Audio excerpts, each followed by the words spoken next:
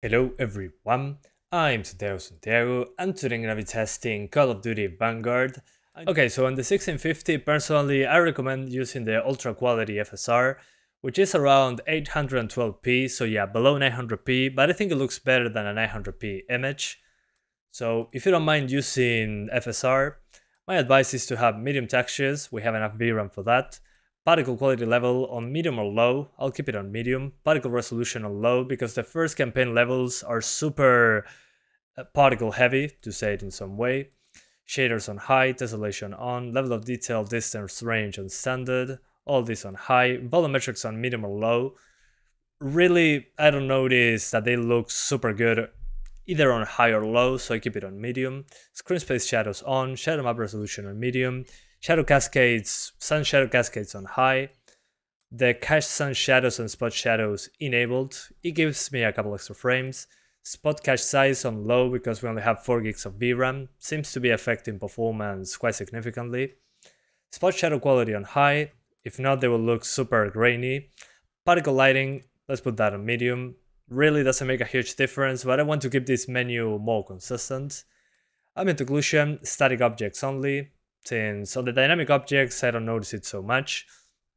Then the quality of the ambient occlusion on medium, reflections on medium, then fidelity effect super resolution on ultra quality. So in my opinion, again, still looks pretty good. The anti-aliasing doesn't work if I keep it on or off. I don't like that fulfilled in games like this, so I apply those. Then on the gameplay, FOV 100 or 95, personal preference of course. You can also change the end on size FOV. I like it to be affected. And only weapon motion blur. So it's per object motion blur basically for your weapon when it's moving very fast. I don't know. I kind of like it sometimes. So yeah, those are the settings, at least in my opinion, for the 1650. So let's get playing the campaign, then the multiplayer, and then the zombie mode. Alright, so first level. Super demanding, a lot of rain. A lot of lights, I mean the volumetrics, as you can see are moving around there. And we drop quite a few frames in this area in comparison to the other levels. So yeah, this is why I'm testing this part super quick. I really think that this is the worst case scenario, at least right now. It tries to be a spectacle with the particles. The shadow looks pretty good. The rain looks pretty good. I don't want them to see us coming. So yeah, and also the shadows are moving dynamically with those lights. So yeah, let's not be silent. So as you can see here, it drops into the upper 50s, but again, I'm allowing this because the game itself, after this level, gets super smooth. I mean, it's like 10 frames ahead in the next levels. So yeah. This will be the worst case scenario for the single player, at least right now. If I find another demanding level, well, I can do that. So yeah, on this one I think it's demanding because there's also stuff into the distance being rendered. But again, after this, after the train is done, it'll be super easy to run. It will be above 70 pretty easily. So yeah. And as you can probably notice in the video, maybe it's a little bit blurry due to the FSR implementation. But again, I think on this game is worth it because you can increase the draw distance, the resolution of the shadows. You can also increase the reflections. I'll have to play on medium to low settings in order to play like this without FSR. And as you can see, the VRAM usage is pretty low. Only below 3 gigabytes, so at 1063 gigs should be okay. But yeah, the AI, not great, really. It's a Call of Duty game, I was kind of expecting it. But performance on the single player, again, seems to be the worst running part, this and the zombie mode. So after you get through this part, you should be getting, again, 10 frames ahead, usually. So I wouldn't worry too much about performance in this very first level. You can play just fine. Yeah, maybe it looks a little bit blurry due to FSR, but at least you get over 50 all the time, so the game feels pretty smooth. And if you want better graphics without FSR, you can target 30 frames per second. It usually stats into the 40s when you're playing without FSR on 1080p. So yeah. Let's jump into the multiplayer. So now we're checking out the multiplayer. Again, it's less demanding than the single player, and it's pretty obvious. As you can see on the single player, I was dropping into the 50s. Now I'm over 70 frames, so shouldn't be difficult to run at all. Depends on the level, of course, but on this one that has more destruction and stuff like that, I mean, yeah, you got over 60 just fine. If the single player run fine, you get 10 more frames on the multiplayer in general. So on this one you could actually turn off FSR if you wanted to. So Fidelity FX Super Resolution on multiplayer, at least in my opinion, not necessary. I'm using the same settings as before, by the way. And the game looks okay, has reflections, has good shadows, has the usual Call of Duty look. Close to that 1080p image, I would say. But if you want native 1080p, again, you can do it. Let me show you super quick. You can go into graphics, quality, turn off the Fidelity FX. And now on native resolution, you got 60 frames. Some dropped into the 50s, but yeah. Usually on the multiplayer, should be fine. So yeah, let's go back with FSR. Since I like being over 60 all the time, personally, when I have the option. And again, the visual hit, I think is worth it. So yeah. You're not dropping below 60 with these options, even on the multiplayer. But I know that some of you are pretty sensitive to being below 1080p, so...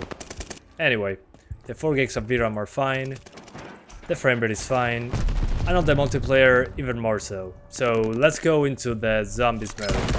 There's really not much to say about the multiplayer. It's basically the game you played 5 years ago.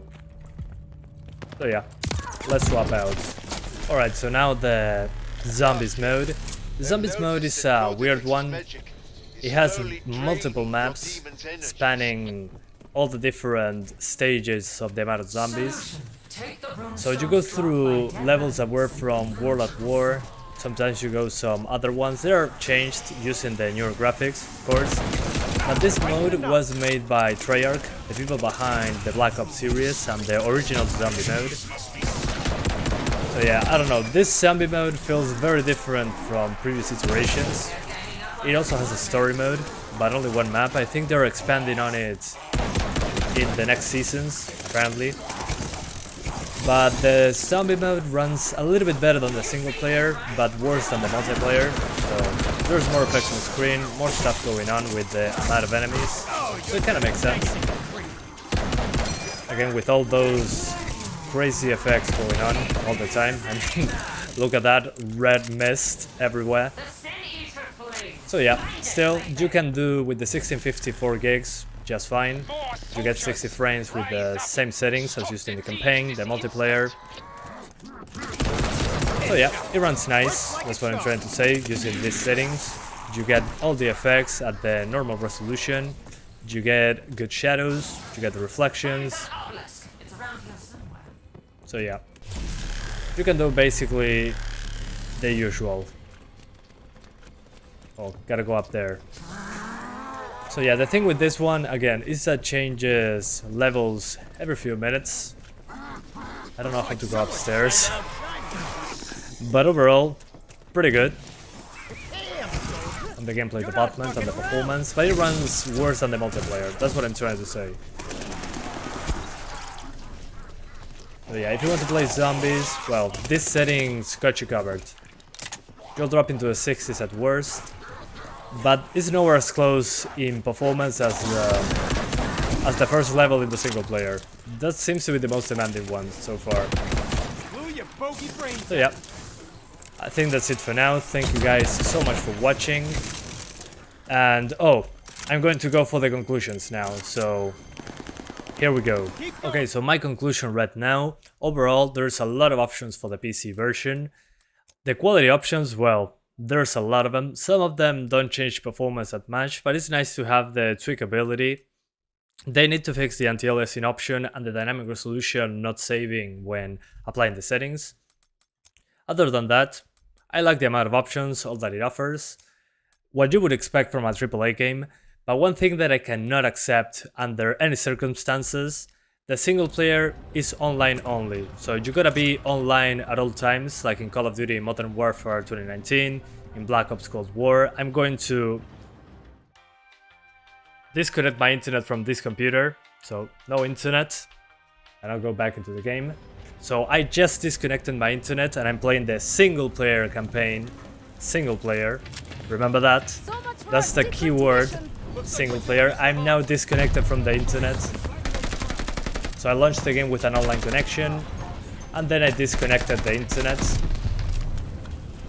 And I'm still playing the game, as you can see. Like you would expect, a single player game should run in offline mode. And after a few seconds, yeah, it disconnects you. So if you disconnect from the server playing the single player, you gotta quit the game or restart the game entirely. There is no, oh yeah, let's finish the level and we get you out of the game. No, you lose connection with the servers in the single player portion and you get disconnected from the game entirely. So that's unacceptable for the PC version. This doesn't happen on the consoles, so I don't know. I think that this is unacceptable on the PC version. This is the reason why I do not recommend buying this game on PC. Because this, well, I cannot accept being to be online at all times to play single player. Sometimes the server might disconnect and you're playing single player and, well, you lose your progress, so not nice. They stop your gameplay right away. So yeah, on the multiplayer or the zombie mode playing online, I understand, but playing single player doesn't make sense. This is just garbage in my opinion, with that option. If it didn't disconnect me, well, okay, let me at least continue the game, Jesus, it's single player. But yeah, that's it for now, thank you guys so much for watching, and I'll see ya next time.